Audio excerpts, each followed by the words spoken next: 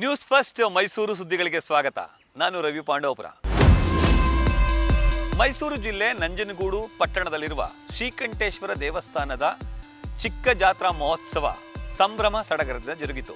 ನಾಡಿನ ವಿವಿಧ ಭಾಗಗಳಿಂದ ಬಂದಿದ್ದಂತಹ ಭಕ್ತರು ಶ್ರೀಕಂಠೇಶ್ವರನಿಗೆ ವಿಶೇಷ ಪೂಜೆಯನ್ನು ಸಲ್ಲಿಸುವ ಮೂಲಕ ಭಕ್ತಿ ಭಾವವನ್ನು ಮೆರೆದರು. ಹಣ್ಣು ಜವನವನ್ನು ಎಸೆದು ಪುನೀತರಾದರು.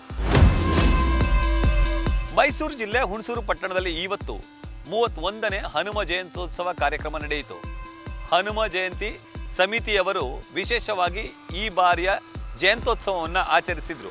ಸಂಸದ ಯದುವೀರ ಕೃಷ್ಣದತ್ತ ಚಾಮರಾಜ ಒಡೆಯರ್, ಶಾಸಕ ಹರೀಶ್ ಗೌಡ, ಮಾಜಿ ಶಾಸಕ ಎಚ್.ವಿ. ಮಂಜುನಾಥ್ ಸೇರಿದಂತೆ ಹಲವು ಗಣ್ಯರು ಹನುಮ ಜಯಂತ್ಯೋತ್ಸವ ಕಾರ್ಯಕ್ರಮ ಚಾಲನೆಯನ್ನು ನೀಡಿದರು.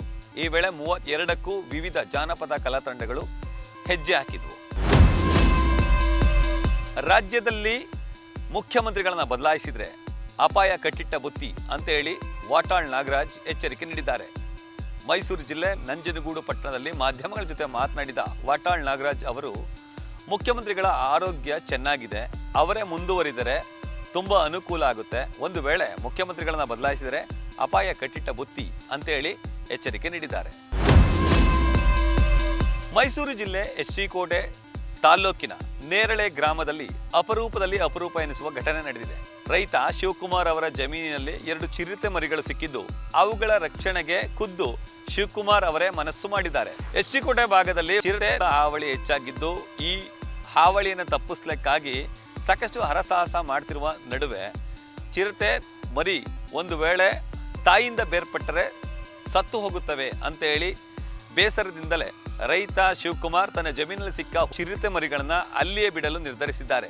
ತನಗೆ ಲಾಸ್ ಆದರೂ ಕೂಡ ಪರವಾಗಿಲ್ಲ, ಕಬ್ಬಿನ ಬೆಳೆ 2 ದಿನ ಒಣಗಿದ್ರೂ ಸರಿ, ಆದರೆ ಚಿರತೆ ತನ್ನ ಮರಿಗಳನ್ನು ತೆಗೆದುಕೊಂಡು ಹೋಗುವವರೆಗೂ ಕೂಡ ನಾನು ಕಬ್ಬು ಕಟಾವು ಮಾಡೋದಿಲ್ಲ ಅಂತೇಳಿ ತಿಳಿಸುವ ಮೂಲಕ ಉದಾರತೆಯನ್ನು ಮೆರೆದಿದ್ದಾರೆ. ಆ ವಿಚಾರವನ್ನು ಖುದ್ದು ಅರಣ್ಯಾಧಿಕಾರಿಗಳಿಗೂ ತಿಳಿಸುವ ಮೂಲಕ ವಿಶೇಷ ಕಾಳಜಿಯನ್ನು ಮೆರೆದಿದ್ದಾರೆ.